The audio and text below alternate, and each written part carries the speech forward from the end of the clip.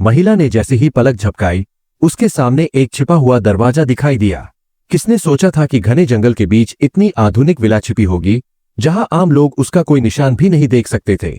इस विला में केवल शीशे ही नहीं, बल्कि बाहर का नजारा देखने के लिए 360 डिग्री व्यू भी था।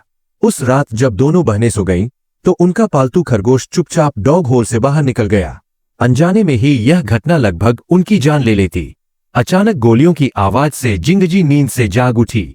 दोनों बहनों ने तुरंत तकिए के नीचे रखे हथियार उठा लिए। सामान्य हालात में कोई भी उनका ठिकाना नहीं ढूंढ पाता, लेकिन अब हर गोली सीधे उनके सिर की तरफ निशाना साध रही थी। श्याओमेई को समझ आ गया कि दुश्मन थर्मल इमेजिंग डिवाइस का इस्तेमाल कर रहा है।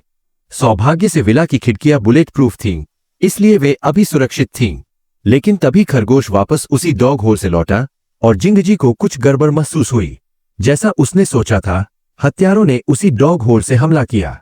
गोलियां चलने के बाद कातिल यह सोचकर भाग गए कि बहनें मर चुकी है।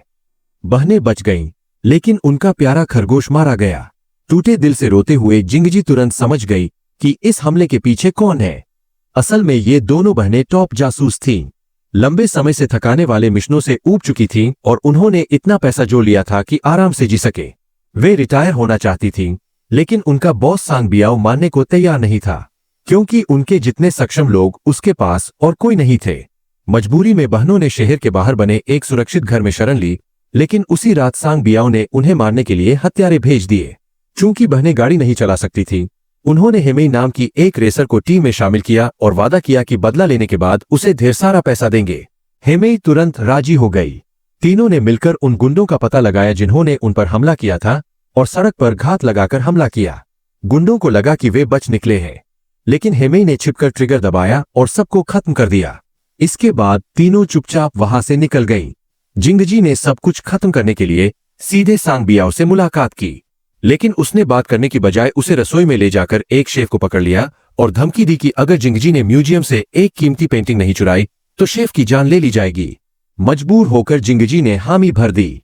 रात को जिंगजी और श्याओमेई ने म्यूजियम में घुसपैठ की, गार्ड्स को बेहोश किया, सीसीटीवी सिस्टम को नष्ट किया और पेंटिंग लेकर हेमेई की कार से भाग निकली।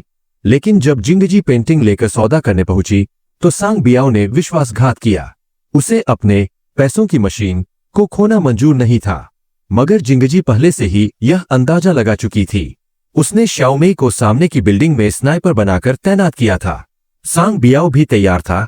उसने पर्दे गिरा दिए ताकि हमला रोका जा सके, लेकिन बहनों की आपसी समझ ने बाजी पलट दी। जिंगजी ने कोऑर्डिनेट बताया, श्याओमेई ने ट्रिगर दबाया और उसका बॉडीगार्ड तुरंत ढेर हो गया।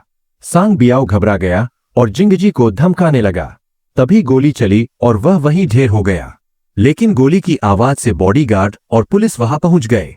हालात देखकर जिंगजी ने समझ लिया कि अब वह नहीं बच पाएगी। उसने अपनी बहन और हेमेई को जाने के लिए कहा, लेकिन श्याओमेई छोड़कर नहीं जाना चाहती थी। उसने सभी गार्ड्स को मार गिराया, फिर भी पुलिस ने जिंगजी को पकड़ लिया। जेल की जिंदगी स्वीकार न करते हुए जिंगजी ने जानबूझकर हथियार उठाया, जिससे पुलिस ने उसे मौके पर ही मार गिराया।